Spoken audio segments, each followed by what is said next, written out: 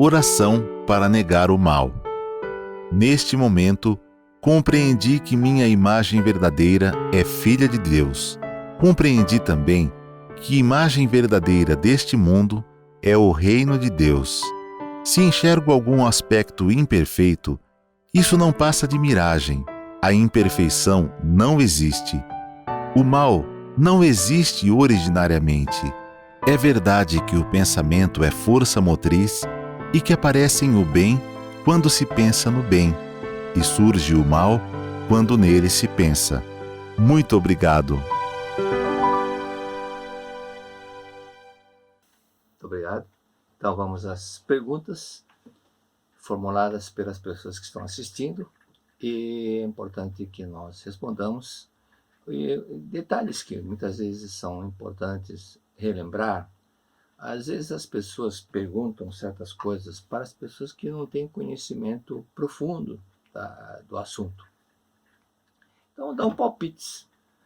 Eu acho que, tem muito acho que, ou seja, uma pessoa especialista no achismo, e pode, em muitas situações, acertar, mas normalmente é palpite. E palpite, então, não é uma coisa que pode dar certo. Palpite é tiro no escuro, né? Então, como a primeira pergunta, exatamente é um exemplo disso. Procurar entender bem do que simplesmente dar palpite, do que simplesmente ir atrás de palpites. A pergunta é: não conheço meus antepassados. Meus pais foram morar longe deles e antes de eu nascer. Posso ler a Sutra Sagrada diariamente, mesmo sem saber onde estão meus antepassados, onde eles foram enterrados? Pode sim, pode sim. Então, dependendo do nível espiritual dos antepassados, há muitos casos que não teve problema nenhum. Mas tem alguns casos em que a pessoa, ao visitar, ao cuidar dos túmulos antepassados que estavam bem distantes, a situação mudou totalmente. Por quê? Porque eram antepassados ainda que estavam no estágio não muito evoluído, não tinham uma consciência total das coisas. E sendo lembrado pelo descendente, eles consequentemente foram para o lugar mais iluminado em consequência disso. Por sentimento de gratidão ao descendente que o ajudou, retribuíram com muita prosperidade e muita paz na família.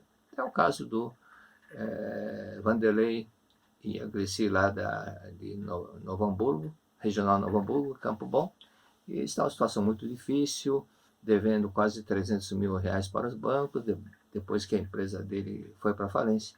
E estava sem serviço, sem nada, muito preocupado, até pensando em suicídio. Então, quando eu falei para eles da importância de visitar, cuidar dos túmulos antepassados, mas não deixar visitar um e não visitar outro. Falei, visitem todos por parte do casal, da esposa e do esposo. Então foram até o Uruguai, onde estavam enterrados os avós que foram trabalhar lá e morreram e ficaram enterrados lá. Então foram até lá, conseguiram os restos mortais, o cemitério liberou os restos mortais, ele levou lá para o Rio Grande do Sul. Daí para frente a situação dele começou a mudar. Foi trabalhar, ofereceram-lhe um trabalho para vender sola de sapato feminino importado lá da Itália, porque não se podia mais produzir, não podia mais importar sapatos da China. Então importavam os produtos, mas eram fabricados no Brasil. Então, diante disso, a situação dele, a situação foi mudando, melhorando muito. Então, por isso que, na medida do possível, procure, através dos seus parentes, tios, tias, descobrir onde é que estavam, onde é que foram enterrados os antepassados da família. Esse esforço vale a pena e deixa a pessoa muito feliz, tá bom? Deixa os antepassados muito felizes. Pergunta número 2. Feminino, 75 anos. Será que estou no fim da vida? Não me sinto mais deste mundo e me pergunto o que ainda estou fazendo aqui. Minha casa parece um lugar que não é mais meu. Eu me sinto estranha e tudo ao meu redor não parece mais fazer sentido. Sinto pena dos meus filhos e netos, pois parece que estou me despedindo deles. Como retomar a alegria de viver?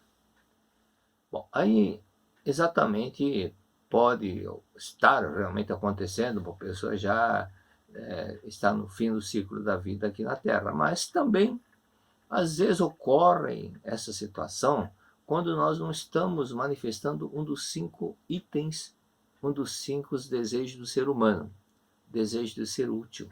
E às vezes nós estamos vivendo a nossa vida, nossa vidinha normal, rotineira, e a vida parece perder sentidos. Por quê? Porque não estamos fazendo ninguém feliz. Quando nós pudermos ser úteis, nós estamos vivificando Deus interior nosso. Então, 75 ainda é uma idade que tem muita lenha para queimar. O próprio mestre Masaru Taniguchi, quando ele tinha 80 anos, ele mudou de residência, mudou para Nagasaki, para acompanhar a construção da academia em Nagasaki. E com 80 anos, dessa mesma idade, ele veio para o Brasil depois de passar por uma série, uma turnê longa, esteve na Europa, esteve nos Estados Unidos, no Peru, e com 80 anos ele veio pela segunda e a última vez no Brasil. E quando tinha 82 anos, ele dizia, eu ainda tenho 82, né? Eu ainda tenho 82. E quando tinha 90, 91 anos, ele escreveu livros.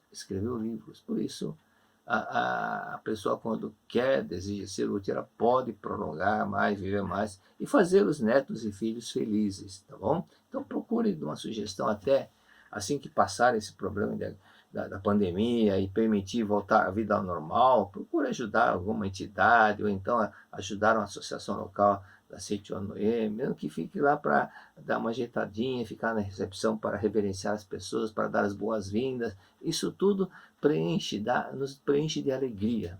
E outro detalhe também, quando as pessoas sentem que não está sendo útil, muitas vezes até antecipa realmente. Então, verifique, nas décadas de 70, 60, era muito comum, eu mesmo ouvi, eu ouvi isso do carteiro em 1956, 55. Aí ele entregou a carta e, conversando com meu pai, ele disse, eu vou me aposentar, né, e vou descansar. Então, muitas pessoas que falaram a mesma coisa, eu vou me aposentar e vou descansar, realmente descansou, morreu. No prazo de 1 ano, morreram. Então, se as pessoas tiveram assim, só por curiosidade, verificar uma estatística das pessoas que faleceram 1 ano após a aposentadoria, há muitos casos assim, porque pensavam dessa forma. Pergunta número 3. 2 crianças da mesma família com o mesmo problema de visão desde o nascimento. Por que esse tipo de problema acontece e como resolver? Essa situação pode ocorrer dos dois lados, lado espiritual e lado da projeção da mente dos pais. No livro A Felicidade da Mulher, volume 2, o mestre cita o seguinte, se houver dentro da família uma pessoa que você não queira ver, a sua vista enfraquecerá, precisará aumentar o grau das lentes dos seus óculos ou poderá sofrer de catarata ou glaucoma. Tudo isso será curado se procurar ver a luz, ou seja, ver a luz significa não é ver essa luz natural, a artificial, a luz elétrica, não. Mas ver a luz significa ver o amor de Deus e a bondade do ser humano em tudo. Tudo, não é só ver o lado positivo, o lado bom, ver as virtudes das pessoas. No interior de todas as pessoas, procurar as qualidades e todas as coisas boas e todos os fatos e sentir gratidão por essas pessoas. Se nós analisarmos, muitas vezes nós reclamamos, criticamos a pessoa a quem nós devemos muito. Pessoas que nos fizeram, mesmo que não fizeram muita coisa para nós, uma pequena coisa que possa ter nos feito, nós esquecemos disso. Então, é uma frase que eu gosto muito de falar, aquela frase do Chico Xavier, que ele disse, os ingratos têm memória curta. Então, às vezes, quando nós passamos a ver o lado positivo das pessoas, o lado bom, nós vamos descobrir tantas coisas boas e belas e que a nossa mente poderia estar feliz com isso, mas ficamos tristes, ficamos reclamando, ficamos críticos só de procurar defeito nos outros, né? Então, o sentimento de gratidão é um poderoso remédio que cura quaisquer doenças. Então, o que fazer diante disso? Primeiramente, verificar, agradecer do fundo do coração, papai, mamãe, sogro, sogra, os cunhados, irmãos, os filhos, os genros, as noras, agradecer e procurar criar o hábito de ver o lado bom das pessoas. Muitas vezes nós queremos o hábito ruim de ver aquilo que não é bom, aquilo que não é positivo e aquilo que nos causa tristeza. Temos que ver tantas coisas boas e belas que nós temos e que muitas vezes nós reclamamos sem motivo. E outro detalhe que pode acontecer, esse problema, é quando existe na família algum antepassado que ainda esteja em ilusão no mundo espiritual. Então, esse antepassado, geralmente por estar numa situação de não ver a luz, ou seja, na treva, né? Por isso que na Sutra Sagrada mesmo fala sobre a treva. Então é importante fazer com que nós possamos ajudá-los a sair dessa situação, lendo a Sutra Sagrada todos os dias para os antepassados, sem falta. E para as duas crianças, ler a Sutra na cabeceira deles diariamente, vendo a natureza divina, vendo a imagem verdadeira, vendo a vida perfeita que eles são, diariamente, todos os dias, durante meses, meses e meses. Mesmo que já esteja em situação bem melhor, continue fazendo e agradecendo. Principalmente os pais devem manter aquele sentimento de harmonia, ao acordar, falar bom dia um ao outro e agradecer mentalmente a todo instante. Marido agradecer à esposa agradecer ao marido e também aos todos os parentes de cada um, ok? Pergunta número 4. Solteira, 27 anos. Descobri que eu tenho adenomiose, enfermidade que causa infertilidade ou impossibilitando a fixação do embrião no útero, levando ao aborto. Meu sonho sempre foi engravidar. O que fazer? Primeiramente, no livro que muitas pessoas já leram, de tanto que eu já tenho citado, tantos relatos maravilhosos que tem, esse livro chama-se A Humanidade é Isenta do Pecado. Logo no início, no prefácio, já está mostrando exatamente o seu problema, ok? O seu problema. Outro detalhe, você diz que é 27 anos solteira e descobriu que tem adenomiose, que é enfermidade que causa a infertilidade ou impossibilidade, impossibilitando a fixação do embrião no útero, levando ao aborto. Uma das coisas que pode causar esse problema, que provoca um aborto espontâneo, são casos de pessoas solteiras que já uma vez engravidaram, mas perderam de propósito o filho, ou seja, fizeram aborto provocado. O inconsciente dessa pessoa impede que ela engravide novamente, com medo de novamente causar algum problema. Então esse é um detalhe que nós devemos manifestar no dia a dia, é o sentimento de gratidão, amor aos antepassados e também procurar ver uma vida normal. Agora, se você fez no exame médico, causou isso e você ainda nunca teve esse problema, o que é importante ter em mente é o seguinte: às vezes a pessoa traz um karma de vidas passadas quando ela cometeu muitos abortos e aquele sentimento de culpa no inconsciente. Ou seja, aquilo que Karl Menninger cita muito, ele cita muito no livro dele, até o nome do livro já demonstra o que está acontecendo, o homem contra si próprio, o homem que vai contra si próprio. Contra si próprio, por quê? Por causa de uma autoagressão, de uma autopunição, de um sentimento que a causa pode ser nessa encarnação, ou pode ser em outras vidas anteriores, de algum karma, de algum pecado que ela ficou com aquele sentimento de culpa muito forte.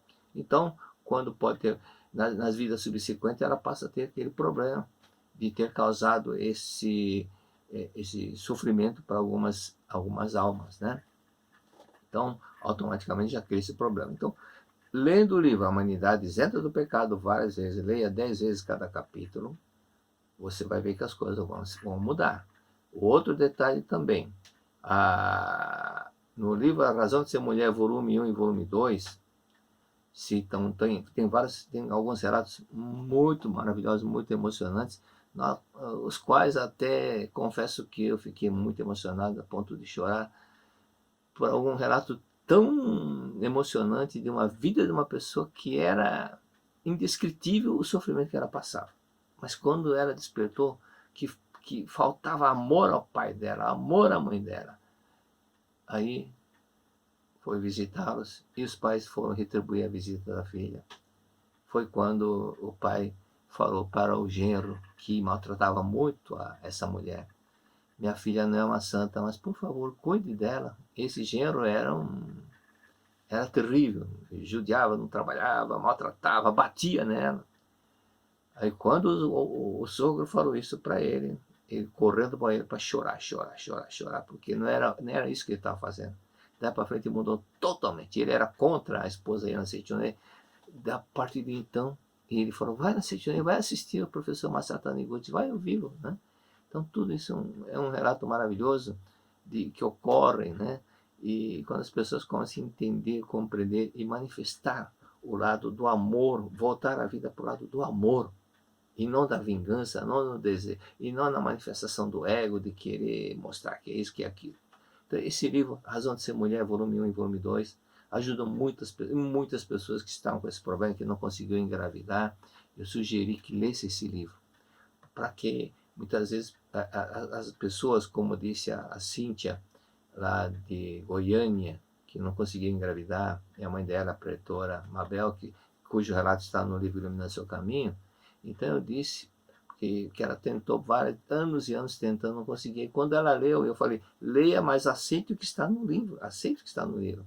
Quando ela leu, aí ela engravidou, hoje é mãe de 2 filhos, e ela disse: eu aprendi a ser mulher, aprendi a ser meiga, aprendi a ser dócil, deixei de ser mandona, deixei de ser autoritária, para ser mulher, para ser uma mulher. Não é questão de ser submissa, não, mas é questão da mulher mostrar feminilidade, docilidade, aquela característica da mulher, tá bom? E outro detalhe que é fundamental nessa situação é ler o livro A Chave da Vida Feliz, volume 1. Ali o mestre cita um fato, uma mensagenzinha naquele item 16 itens para alcançar o ideal. Para alcançar o ideal, ele cita a oração que a mulher que deseja ter filho não consegue para fazer para os antepassados. E explicando se o antepassado deseja voltar para a Terra, agradecemos se for por nosso intermédio. Um detalhe, um relato que aconteceu, inclusive foi publicado na década de 70, o relato do pretor Hachiro Shimomoto, que foi deputado estadual por 2 ou 3 gestões. Quando solteiro, ele foi no médico fazer um exame pré-nupcial, e o primeiro médico, foi muito grosseiro com ele, disse: eu tenho dó de você, rapaz, você não pode ser pai dessa forma. Então não é uma forma não é uma forma polida, uma forma educada, não é uma forma ética de um médico falar para um paciente. E ele foi para o outro médico, e o outro médico falou: olha, realmente você vai ter uma dificuldade muito grande e muito difícil ser pai. Mas ele entendeu, leu os livros da verdade, e o que Cristo disse, a verdade liberta. Leu, entendeu que a vida dele é perfeita, não se apegou ao que os médicos disseram, e saiu o relato dele. Ele juntamente com a esposa, 6 filhos. 6 filhos, tá bom? E eram filhos dele. Vamos para a cara dele. São filhos da cara dele. Pergunta número 5. Ora os antepassados, mas andei relaxando na meditação Shinsokan. Não consigo meditar todos os dias. Tenho um transtorno de ansiedade e acordo com o corpo tremendo. O que devo fazer? Bom, esse é um ponto fundamental que precisamos entender por que ocorre esse fato, né? Então, primeiro detalhe, lembre do comandante e do comandado. O comandante é o consciente, é o cavaleiro, e o comandado é o cavalo, é o subconsciente. Então, quando você muitas vezes não consegue, mas o hábito de não fazer fica muito forte a ponto de dominar o seu comportamento, então você tem que mandar ordem para o subconsciente. É assim que nesse autossugestionamento que Emile Coué ensinou a fazer com que as pessoas, através do autossugestionamento, conseguissem gravar e conseguir superar aquele velho problema, até por as doenças, né? Então Emile Coué ficou famosíssimo no mundo inteiro, é citado não somente pela Seitonê, mas Até se você entrar no Google, ver sobre Emile Coué, vai encontrar muitas coisas. Então, Emile Coué mostrou esse lado que nós podemos fazer. Ao invés de hipnotizar e gravar no subconsciente a mensagem, ele descobriu que podemos fazer de uma forma muito mais eficaz, fazendo a repetição para si mesmo, a todo momento, a todo instante, registrando que você vai fazer, que você vai acordar a tal hora e vai fazer a oração, vai fazer a meditação, que você consegue fazer, você vai fazer porque você é filho de Deus, e fazendo dessa forma você vai conseguir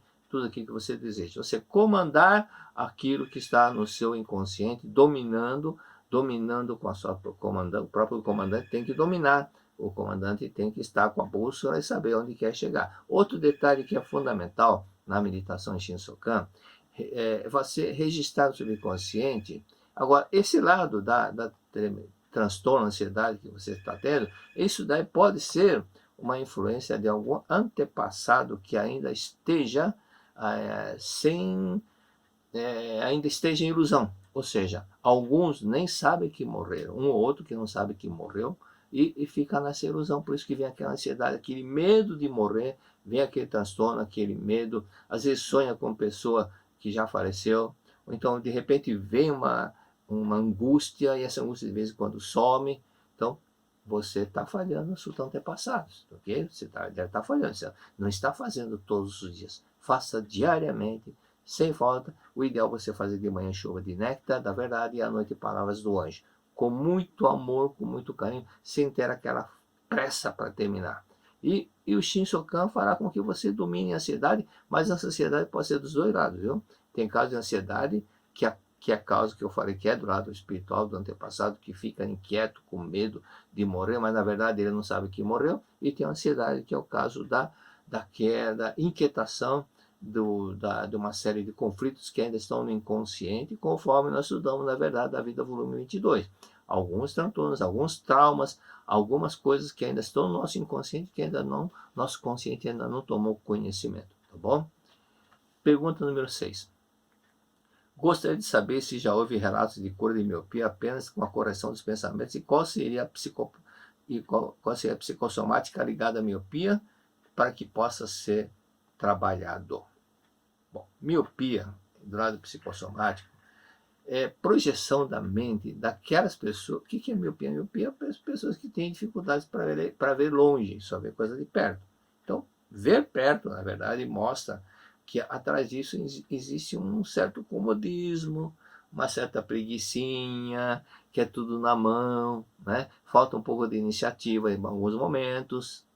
Ou então, pode ser também um relato que eu vi na regional BH Paraíso, lá em Minas Gerais, Belo Horizonte, de uma mulher que leu o livro Conquista a Felicidade com Amor, e ela entendeu que ela usava óculos de 17 graus, fundo de garrafa, praticamente não chegava quase nada, né? E ela, lendo esse livro, falou: eu sempre tive uma dificuldade muito grande com a minha mãe. Então ela voltou mentalmente para a infância e começou, voltando para a infância, comecei a agradecer a mamãe, voltando para a idade de 1 ano, voltando para o ventre da mãe: obrigado mamãe, obrigado mamãe, obrigado mamãe. 1 ano, 2 anos, hoje estou com 2 anos, obrigado mamãe, obrigado. Dia inteiro falando obrigado. 3 anos, hoje estou com 3 anos, obrigado mamãe. Aí de repente ela sentiu que os óculos não estavam bons e foi no oftalmologista. O oftalmologista examinou, chamou outro médico, ficaram conversando, e ela pensou: ixi, agora complicou. Acho que agora já vou perder a vista mesmo, perder a visão. E aí quando os dois pararam, depois de conversar em 15 minutos, aquele médico que estava atendendo disse para ela: olha, algum fato estranho aconteceu aqui. Seu óculos era 17 graus. Mas de repente a graduação caiu muito. Agora você só vai usar óculos de 7, 8 graus, uma coisa assim. Para quem usava 17 graus, então caiu metade. Quando? Quando a criança no ventre da mãe, a mãe rejeita a filho, é natural quando você está magoado. Veja como que funciona a nossa mente. Quando você está magoado, você não quer ver, não quer ouvir, não quer falar a pessoa. Se você encontra uma pessoa com quem você está muito aborrecida, você encontra lugar, você finge que não viu, finge que você não viu, você finge que não viu. atravessa a rua, vai para outra calçada, se estiver no mercado, vira o carrinho para o outro lado, para outra ruazinha lá, e para evitar de vê-la. Né? E não quer saber de ouvir, não quer saber de ouvir, não quer ver, e esse é o fato da comunicação que não quer que aconteça. Então, no caso dela, como a mãe rejeitou, quando ela tirou aquela mágoa de não querer ver a mãe, a miopia dela caiu, voltou a não, quer dizer, voltou a um grau que é muito comum. Né? Quer dizer, não era 17 graus, 17 é uma coisa incomum, mas para 8, 7 graus, uma coisa assim, isso fez com que ela visse como é importante amar a mãe. Okay? Então, outro fato que é também as pessoas às vezes têm miopia e a pessoa reclama, não, por que eu estou usando óculos? Quero deixar de usar óculos, o que eu faço? Mas se a pessoa gosta de usar óculos, não adianta você rezar, porque o seu sentimento, o seu desejo de usar óculos é muito mais forte do que o desejo de não usar. Então você vai continuar usando. Tá certo? Então, se você tem, você gosta, acha que o óculos, eu pensava assim, o óculos deixa com a fisionomia de inteligente. Por isso que quando eu estava no primário, estava no terceiro ano, eu lembro que eu falei para minha mãe, acho que eu vou precisar usar óculos. A minha mãe levou no oftalmologista e aí eu falei, a armação eu tenho, só vou fazer a lente. Aí que eu não enxergava nada. Eu vi que o problema não era nada disso. Era simplesmente o eguinho falando, o óculos deixa com a cara de inteligente. Por isso que eu queria usar. Mas eu aprendi a gostar. Então, quando se gosta, se você gosta e você ao mesmo tempo quer deixar o óculos, então fica um conflito entre você. Então você não vai deixar o óculos porque você gosta. Ok? Pergunta número 7. Gostaria de saber se já houve relatos de miopia. Sim, houve-se em muitos casos, sim. Né? Então, é outra pergunta, parece que é a mesma pessoa que perguntou. Se não for, tudo bem, coincidência. Vários relatos, sim. Livros, Verdade da Vida, volume 28, página 135, edição 1. A Verdade 1, edição número 2, página 135 também. A Verdade da Vida 40, página 33, 35. E A Verdade da Vida, volume 30, quando o mestre cita de uma moça que era católica, muito fervorosa, mas quando leu o livro da Seitonei, de repente sentiu que o óculos estava atrapalhando e notou que não precisava mais do óculos. Então, é aquilo que ela já tinha lido na Bíblia, mas ela não tinha entendido o que a Bíblia estava explicando. Mas quando leu a mesma coisa que está na Bíblia, ela entendeu a mensagem, porque é que está a vantagem, né? Aqui está o detalhe da Seitonei, é traduzir a mesma verdade que está na Bíblia, nas escrituras budistas, escrituras shintoístas, traduzir para a linguagem atual essa verdade. Foi isso que aconteceu. Entendendo o significado em linguagem atual, ela não precisou usar mais óculos. Pergunta número 8. Sou um homem, tenho 34 anos, casado. Depois de algum tempo que comecei a morar com a minha esposa, comecei a roncar, mas antes não roncava. Não sei mais o que fazer. Não pense em separar por causa disso, não. Ok? Então, o que mais você precisa fazer é ser mais atencioso, mais carinhoso com a sua esposa. E assim ela vai fazer isso com você também. Na realidade, está faltando um pouco desse sentimento de um ajudar o outro, de manifestar mais gratidão ao outro. Então, como isso não acontece, às vezes você quer chamar atenção, você quer um cafunézinho da esposa, quer uma atenção, e isso não está acontecendo. E quando você grita, dá um barulho, não é para chamar a atenção da pessoa. Quando a pessoa fala silêncio, ele não fala silêncio, ele fala silêncio, e grita. Então você está inconscientemente, você está querendo chamar a atenção da esposa. Agradeça, agradeça, agradeça. Aí tem outro detalhe. Às vezes a pessoa quando casa, reaviva lá do inconsciente algumas broncas, no seu caso, com relação à sua mãe. E por isso que afeta a parte do aparelho respiratório. Então ocorre rinite, outras coisas a mais que provocam ronco, porque ainda existe no seu inconsciente algumas coisas que você ainda precisa se purificar com relação à sua mãe.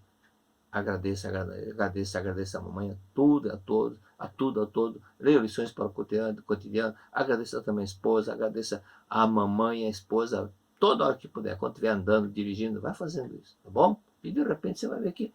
E também ore, imaginando que você já não ronca mais. Mande para você a mensagem. Eu não preciso roncar. Não vou roncar mais, não vou roncar mais, ok? Muito obrigado. Muito obrigado.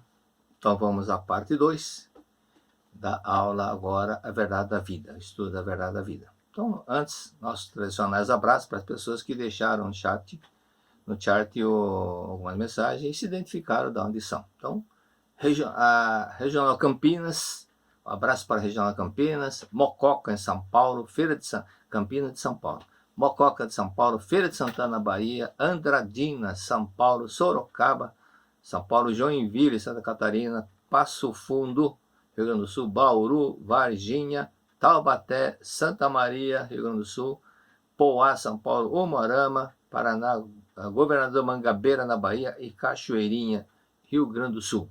E também, semana passada, damos abraços para uma pessoa que tinha mandado, duas pessoas de Cacoal que tinham mandado sua mensagem, e também era de Cacoal, então dessa mesma regional. Também nosso abraço para nosso amigo pretor José Humberto. E um abraço também aqui, falamos de Uruguaiana, está também, não marquei aqui, mas tinha aqui, eu vi que tinha Uruguaiana e não acabei não marcando, mas um abraço para o nosso amigo Rubens de Uruguaiana. Muito obrigado, um abraço, Rubens. Lembrando que nós estamos no volume 24, A Verdade da Vida, mas conforme prometido, recapitularemos alguns pontos dos outros livros anteriores, porque muitas pessoas começaram a acompanhar essas aulas quando já estávamos bem avançados. Então, como tiveram a oportunidade desde o começo, perguntaram onde é que tem, onde que pode conseguir a gravação. Não tem ainda. Tem algumas coisas gravadas, mas não tem todas, ainda também não está pronto. Precisaria fazer toda uma edição. E outras vezes aconteceram também problemas com a internet e também da sede central, quando deu um blackout e todo o bairro lá do Jabacó, onde fica a sede central, também teve problema. E então vamos recapitular um pouco da Verdade da Vida, volume 1. Volume 1, muito importante esse volume. Lembrando que na ocasião demoramos 8 meses para completar o volume 1, porque é muitos detalhes que contém nesse livro. Principalmente as 7 declarações iluminadoras da Seichonen. E no volume 1, esse volume 1 fala também das 7 declarações iluminadoras, né, que já começamos a falar semana passada. E também na página 141, e mencionamos que alguns casos que ocorreram, alguns relatos, alguns fatos reais mesmo, de pessoas que através de sonhos tiveram uma cena que aconteceu isso. Teve outro caso, uma senhora que também, a senhora Howard, que se tornou uma senhora religiosa, muito religiosa, e esse caso nós vamos falar agora, daqui a pouco. E também outras situações, como as profecias, e lembrando que as profecias, o mestre cita, não tenha medo de profecias e também não acredite nas religiões que falam coisas negativas do futuro, que vai acontecer, no futuro vai acontecer isso aqui, não ficar com aquele pensamento. Muitas religiões falaram que o mundo ia acabar no mês tal, dia tal, e quando chegou aquela data não aconteceu nada, e algumas pessoas até acreditando piamente venderam tudo, e a situação desagradável que andaram acontecendo. Mas a profecia em si não significa que vá acontecer. Ela pode, é uma tendência de acontecer, né? Algumas profecias corretas, mas poderá não acontecer quando houver uma mudança. Nós vamos estudar isso daqui a pouco. E também, dentro desses fatos, é importante que entendamos outros fatores, como vamos já explicar agora. Na página 141, edição 1 da Verdade da Vida, volume 1, cita o caso da senhora Howard. Então ela estava numa situação difícil, né? Ela estava numa situação assim aparentemente difícil, difícil de um lado, né? Mas do outro lado estou muito bem, em harmonia. E ela resolveu visitar uma amiga que há muito tempo ela não visitava. Então ela estava se arrumando, e de repente, quando estava se arrumando, trocando, botando uma roupa para sair, e todos aqueles apetrechos que as mulheres antigamente usavam, e em certo momento ela começou a sentir um cansaço, um desânimo, um cansaço muito grande. E ela falou, não, que bobagem, tanto tempo que eu estou programando para ir visitar meu amigo, eu vou e novamente veio aquele cansaço, só que ela ouviu uma voz dizendo assim, não vá, não vá, fique em casa. Essa voz, obviamente, não foi ouvido com o ouvido carnal, mas ouvido com o ouvido espiritual. E de tanto ela tentar e não conseguir, e ver aquele desânimo, e depois ver a voz, não saia, fique em casa, ela tomou a decisão, eu não vou sair, vou ficar em casa. Quando ela pensou, eu não vou sair, vou ficar em casa, e trocando de roupa novamente, veio um alívio muito grande, uma paz, um alívio muito grande. Então ela pensou, era para ficar em casa mesmo. Aí ficou sabendo, posteriormente, que o trem que ela ia tomar para ir na casa da amiga sofreu um acidente muito grave, algumas pessoas faleceram, muitas ficaram feridas gravemente, e ela com ela não aconteceu nada, porque um espírito elevado, um anjo veio avisar, não vá, e fez com que ela sentisse aquele desânimo em sair de casa. Por esse fato que ocorre em certas situações, que no mundo mental já estava determinado que ia acontecer isso. Na página 142, na página seguinte, tem o caso da senhora Miwa, que ela normalmente dava banho no filho e fazia com que trocasse de roupa, e também depois da janta. Mas só que naquele dia ela não conseguiu dar o banho no filho, nem fazer com que ele trocasse de roupa. Ele acabou dormindo com a roupa que estava no corpo, mas um cansaço, um desânimo, e de repente ouviu um barulho. E o barulho era barulho de madeira queimando, e a casa estava pegando fogo. Saiu correndo, salvou o filho, não aconteceu nada, o marido parece que estava trabalhando. E aí teve um outro caso que aconteceu. Uns dias antes, ela resolveu fazer o seguro da casa. E o marido falou, mas que bobagem, é dinheiro jogado fora. Mas graças àquele seguro, o que ela recebeu do seguro conseguiu pagar as dívidas que ela tinha e ainda sobrou dinheiro. Então são fatos que, graças à intuição, graças a uma ajuda superior, fez com que ela não sofresse nenhum dano e fez com que o filho também não morresse, não ficasse ferido, e teve também a ajuda da parte financeira também, ok? E também aconteceram outros fatos, como o caso do Sr. Stead, na página 150, edição 1, viu? Na página 150. E na página 159, edição 1, o mestre diz o seguinte, pressentir o futuro, ou seja, ver o futuro, ver aquilo que vai acontecer, consiste em ver com os olhos da mente. Então, se uma pessoa consegue prever, ela viu a cena, ela viu com os olhos da mente, não com os olhos carnais. É o que aconteceu com a Heine. A Heine, aquela moça de 18 anos que trabalhava com o seu Cornei, está citado no volume 9 da Verdade da Vida, em 1912, em estado de transe hipnótico, em estado de hipnose profunda, ela viu a cena de guerra. Em 1913, quando foi novamente hipnotizada, ela viu a cena de guerra de uma forma muito mais acentuada, muito mais nítida, muito mais forte, até ficou transpirando, suando frio e muito emocionada. Era em estado de hipnose. Consciente e dormindo, ela descrevia a cena de uma forma como se estivesse presenciando realmente. Em 1914, ano seguinte, aconteceu a Primeira Guerra Mundial. Então, por isso que existia em algum lugar um fato que ia acontecer aqui na Terra.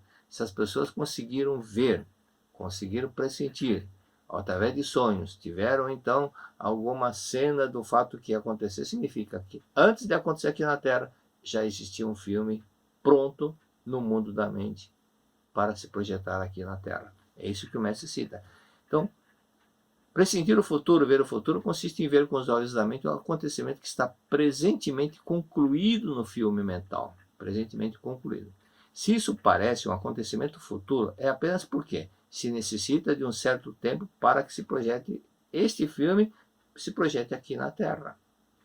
Esse acontecimento que se pretende evitar é um acontecimento já consumado no mundo da mente.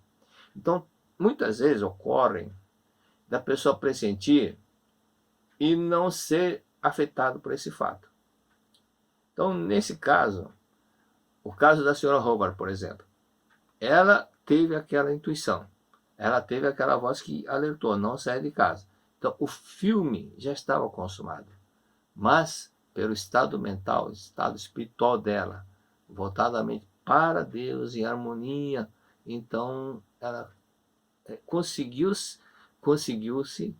conseguiram, os espíritos elevados, os anjos, conseguiram fazer com que ela evitasse sofrer, evitasse que ela fosse vítima desse acidente que estava já determinado que ia acontecer.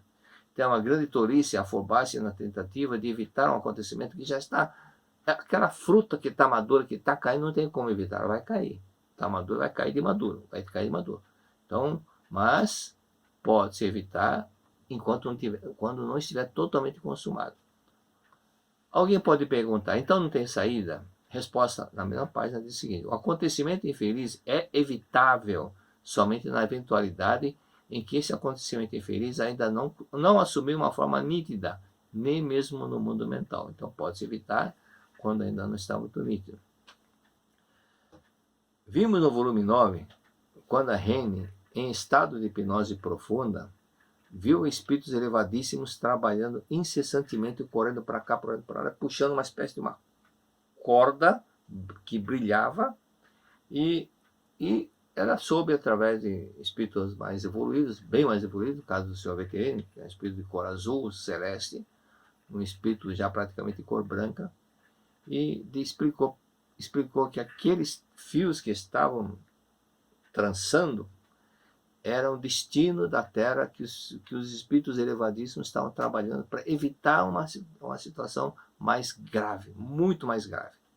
Então, onde puderam fazer, eles conseguiram fazer.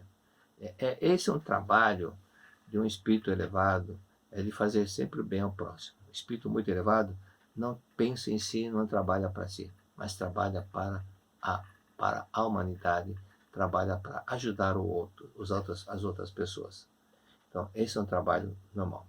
Então, dentro desses fatos, quando se está previsto, não tem como mudar o filme, e a pessoa não está na mesma frequência, isso também está explicado na Verdade da Vida, volume 1, ou seja, uma coisa grave, acidente, mas a pessoa tem uma índole dócil, bondosa, então algo faz com que ela não seja atraída por essa situação, porque lei da semelhança não é semelhante. A tragédia, fato negativo, ruim, com aquela índole da pessoa que é bondosa, amável, compreensivo, né?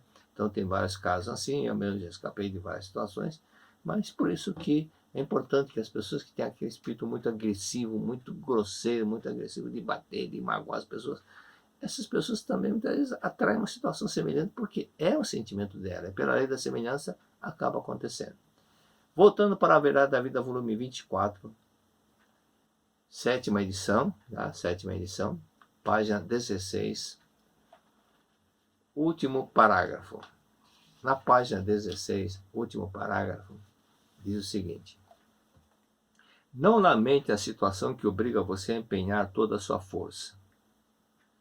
E aqui está falando, lembra que nós falamos sobre alguns atores que conseguiam, mesmo estando fisicamente sem condições, mas quando interpretava determinados papéis, ele conseguia vencer aquela indisposição, aquela doença, aquela fraqueza, e de tal modo que superava a si próprio.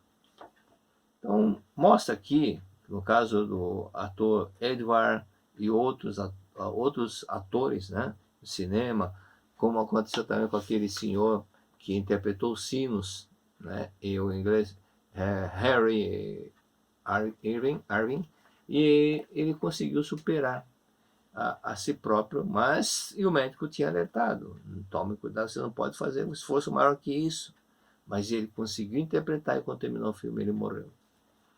Então, não, mas isso mostra que nós temos o chamado segundo sopro, mas se fala sobre a segunda força, né? Então, aqui ele diz, não lamente a situação que obriga você a empenhar toda a sua força. Tem um trabalho que fazer, mas eu tenho que trabalhar, já trabalhei o dia inteiro, eu tenho que fazer mais coisa em casa, tenho que limpar a casa, tenho que preparar comida para amanhã, não sei o quê. Não lamente a situação que obriga você a se empenhar, que obriga você a empenhar toda a sua força. Ela constitui uma fonte de força que a vivifica. A necessidade premente não é um fardo, mas a fonte da vitalidade. Os sofrimentos e as doenças comuns são dissipados quando, diante dessa fonte da vitalidade, mesmo nas ocasiões em que pensamos ser incapazes de fazer o esforço exigido, se nos virmos diante de uma grande emergência que nos obrigue a agir, a força infinita que existe no interior de nós se manifestará e nos salvará. Às vezes aparece uma segunda força. Esse fato aconteceu comigo, que eu já citei. Na ocasião, eu estava fazendo o curso de pós-graduação. Quando retornando, chegando em casa, fui abrir o portão para guardar o carro. E o carro, eu não havia puxado o freio de mão devidamente, ele começou a descer. E a rua que eu morava era uma descida. E a rua fazia uma curva.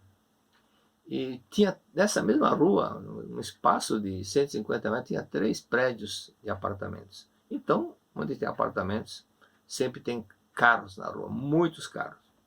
E naquele dia só tinha um carro. Um carro. Nunca havia visto aquela rua tão vazia. E de repente eu comecei a descer. Quando eu percebi que estava descendo, já tinha descido uns 30 metros, eu saí correndo atrás do carro. Estava um rapaz conversando com uma moça no portão do outro prédio. Eu falei, me ajuda. Ele falou, como? Né? Mas eu correndo, pus a mão no para-choque. Aí ele também correu do outro lado, na frente do carro. Eu pus a mão no para-choque, na parte do para-choque traseiro. E o carro parou. Mas minha mão é normal, não é mão de gigante. Eu não sou o Hulk, não sou o Superman. Mas veio nessa hora uma força muito grande. E também veio uma ajuda do mundo celestial, um anjo que ajuda a segurar. Porque eu sinto, quando eu pus a mão no para-choque, de repente eu senti que ele não deslizou. Que no momento você segura um carro que está numa descida, era um gol, você segura, mas você não para, não faz com que ele pare na mesma hora, porque ele não está segurando o freio, né? Mas aconteceu isso. Então, misteriosamente acontecem fatos dessa forma. Por isso, não lamente. Estou vendo certas situações, certas pessoas que, analisando muitos imigrantes que vieram para o Brasil no século passado, teve um período onde, principalmente onde eu morava, tinha muito italiano, muito portugueses, muito húngaros, muitos turcos, gregos, e de repente eles estavam numa situação melhor do que muitos que já viviam aqui. Era o quê? Muito esforço para trabalho, esforço para trabalhar. Que via assim, pessoas que trabalhavam na lavoura, não trabalhavam 9, 10 horas por dia, trabalhava 14, 15 horas para produzir mais, porque era um negócio próprio, um negócio deles, coisa que eles não tinham no país onde eles moravam antes. Então aquela motivação, aquela vontade que veio para vencer, então fazia com que o esforço de fazer as coisas fez com que viesse o resultado. E muitos deles, como nós citamos no caso do Balduco, muitos outros imigrantes se tornaram hoje empresários muitamente conhecidos. E aqui na verdade da Veda 24, na página 18, esse é um caso que eu gosto de citar muito, que é um fato que aconteceu.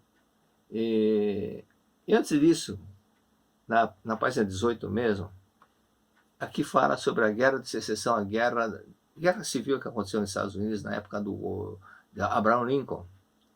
E aqui cita aqui, o general Grant estava sofrendo de forte reumatismo, mas ao saber que o comandante da tropa inimiga, general Lee, estava querendo se render, não só esqueceu do seu reumatismo, como também de fato ficou totalmente curado por determinado tempo, arrebatado por tamanha alegria. Então, existe esse fato de nós podemos sempre manifestar um pouco mais e não deixar a preguiça de lado. As pessoas que dizem, não consigo ler a Sutra, se esforce para ler a Sutra, se esforce para fazer Shinsokan, esforce para fazer aquilo que tem que ser feito. Sempre o lema, faça o que tiver que ser feito. E aqui na página 18, o último parágrafo, esse é um fato que um um fato real que eu gosto de mencionar. Na aldeia de Deerwood, situada na Serra Black, em Dakota do Sul. Aliás, eu por curiosidade entrei no Google, escrevi o nome dessa aldeia, Deerwood, Dakota. E apareceu uma cidade muito boa. Experimente fazer e veja que cidade linda, cidadezinha pequena, é bem maior do que na época que era uma simples aldeia, moderna, e realmente está uma cidade muito encantadora. Então, aqui disse, nessa cidade de Deerwood, situada na Serra Black, em Dakota do Sul, na época que não havia ainda telefone, telégrafo, nem ferrovia, nem ferrovia, era realmente um lugar desprovido de recursos. E para chamar um médico tinha que andar 100 milhas. Por isso, para as pessoas de nível comum era consultar o médico era totalmente fora de cogitação. Isso só acontecia no caso de doença ou ferimento muito grave. Nas famílias numerosas dessa aldeia havia muitas pessoas que nunca viram um médico. Quando alguém experimentou perguntar a uma dessas famílias se nunca tinham ficado doentes, recebeu a seguinte resposta: não, nunca ficamos. Simplesmente não poderíamos viver se não fôssemos fortes, pois não temos condições de chamar um médico.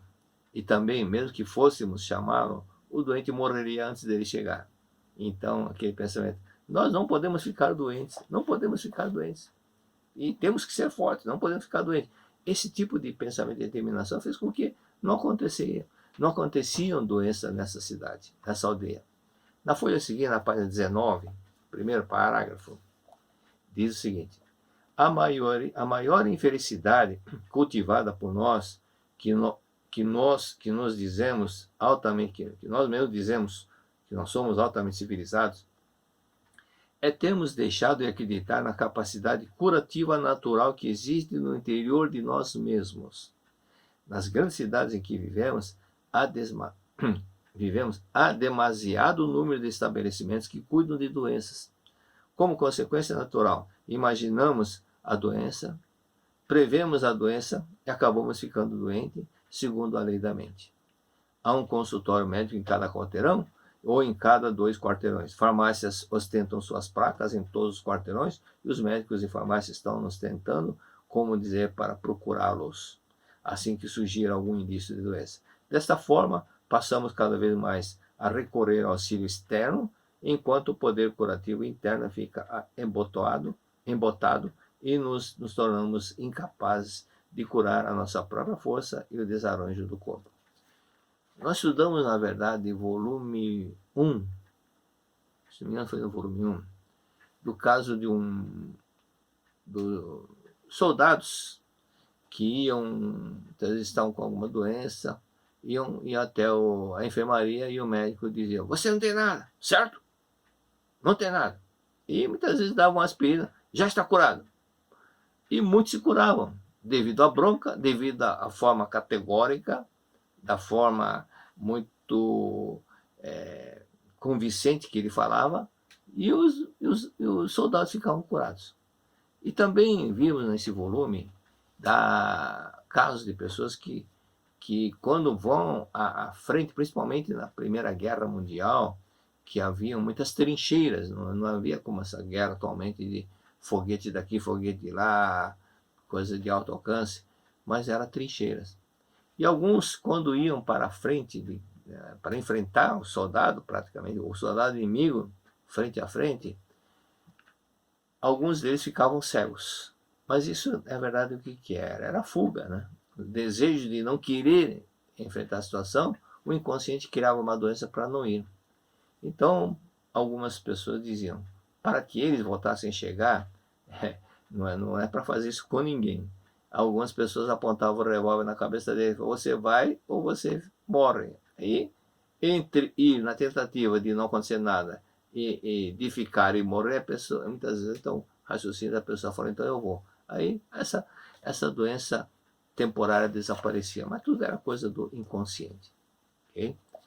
Sobre esse fato de haver no interior da pessoa essa força curativa, O mestre cita no Preleções sobre a Sutra Sagrada que a autora do livro Vivendo e Amando, o qual eu recomendo normalmente, muitas vezes recomendei esse livro, porque é um livro emocionante, é um livro, é uma lição de vida de uma família, não somente dela, mas do marido também, ao qual morreu muito jovem, e das filhas, uma família muito espiritualizada, que nós temos que aprender muito, muito, muito.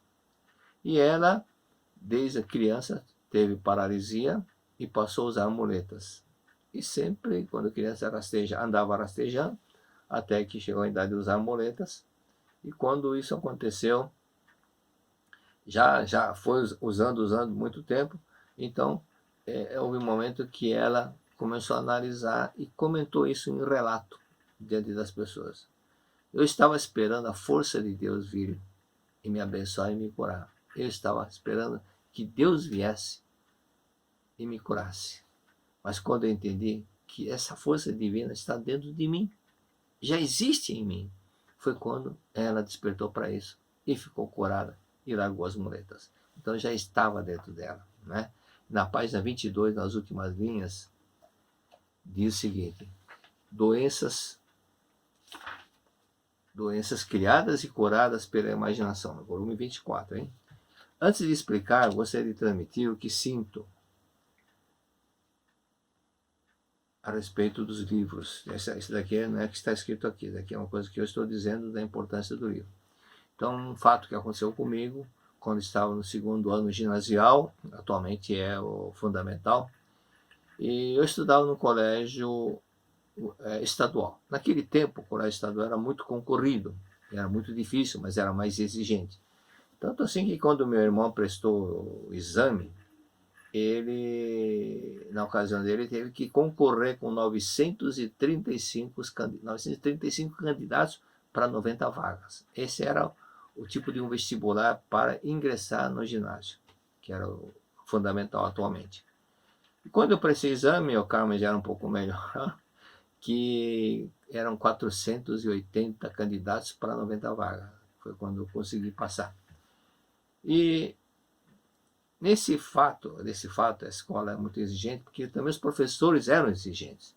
Eu lembro na aula de português, que a professora era muito rigorosa e pediu, logo no início, não queria nem saber se nós tínhamos ou não tínhamos lido no segundo ano ginasial, tínhamos lido ou não. Então ela mandou ler o livro O Guarani, que era grosso assim, de autorizado de Alencar. E eu li, depois mandou ler outro livro, e outro livro era Iracema, a Virgem de Lábios de Mel, de José de Alencar também. E quando eu me apresentei para fazer o resumo do livro, eu fui sorteado. Eu sei que eu tive que ler na frente de todos os colegas o resumo do livro. Então, a dificuldade que eu tinha com o idioma português, ao invés de dizer que a Iracema foi enterrada ao lado do pé de coqueiro, eu escrevi e citei que ela foi plantada ao lado do pé de coqueiro. Aí a professora, vendo que eu tinha muita dificuldade, mas estava prestando sempre atenção, e essa professora, devido ao fato de meu pai dizer sempre, em casa fale o idioma japonês, para que não esqueça o idioma japonês, mas fora de casa, pode falar à vontade outro idioma, o idioma português. E assim nós fazíamos. Mas dificuldade ficou de se expressar e escrever sobre... falava, escrevia, mas pensava que estava escrevendo muito bem, mas havia muito erros, era muito comuns, erros de concordância nominal, verbal, verbo nominal, coisa parecida. Aí a professora, que era descendente japonesa, também ela disse, leia bastante livro, leia bastante livro, leia bastante livro, você vai superar esse problema, leia. E aí eu comecei a seguir a orientação dela. Então eu ia para a cidade, quando chegava a época do aniversário, meu pai dizia, o que você quer de presente? Eu falava dinheiro. Eu falava, para que dinheiro? Ele perguntava. Para comprar livros. Mas o dinheiro que ele dava era dinheirinho, né? Dinheirinho para comprar um livro só era possível comprar um livro. Mas eu ia para a cidade e voltava com uma pilha de 10 livros, porque eu ia na livraria Sebo, livros usados. E consegui então me comprar muitas revistas, naquela ocasião revista Reader's Digest, tinha muitos conteúdos bons, né? Pena que mudaram muitas coisas. Então, isso fez com que eu pegasse um apreço, um carinho muito especial, um valor muito grande pelos livros. E sempre comprando livro, fazendo parte de tudo quanto é coisa de forma de livro, sempre comprando livro, ainda hoje faço isso. Eu comecei a analisar num livro que seria bom vocês esse volume 24, porque quando acontecer alguma coisa, às vezes a pessoa é dominada por uma indisposição. Então pegue o livro e leia esse livro da Vida 24. Eu lembrei no caso de uma senhora, cidade de Mogi das Cruzes, ela foi participar de um seminário do livro e ganhou esse volume, o volume 24. Como ela já tinha, mandou o livro para a mãe que morava no Nordeste, e a mãe que estava doente, 8 anos, leu o livro, ficou curada e carregava para cima e para baixo esse livro. Quando as pessoas perguntavam o que é que te cura, falava esse livro. Empresta, falando, esse não, eu posso emprestar outro, mas esse não. E assim ela fez. Então, o quanto custa o livro? R$30. R$30 é preço de um cinema. Um jogo de futebol na Série A custa R$50, R$60. Arquibancada, não é cabine, não era lugar mais caro, não. Cabine onde fica o povo, a maioria das pessoas. R$60, R$50. Então, R$30 vale a pena você ter em mãos um livro. Bom, se você não tiver condições, que compre no livro no sebo lá, pague R$10, R$15. Mas é importante ler para que possa aprender mais, tá bom? Muito obrigado.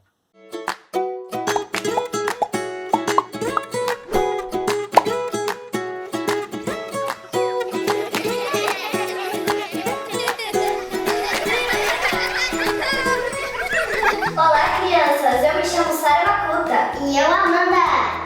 Somos irmãs e estamos aqui para convidar vocês para um super evento para nós crianças. É a Convenção Infantil e Kodomokai Recente Noie. Lembrando que será virtual e acontecerá no dia 10 de outubro, às 3 horas da tarde. O tema será o mundo da leitura. Não esqueçam de avisar seus pais. Terão atividades super divertidas e criativas, como contações de histórias, atividades de mágica, de desenho e mini palestras. Legal, né? Chame seus amigos para participar com a gente. Um beijo, muito obrigada! Te peguei!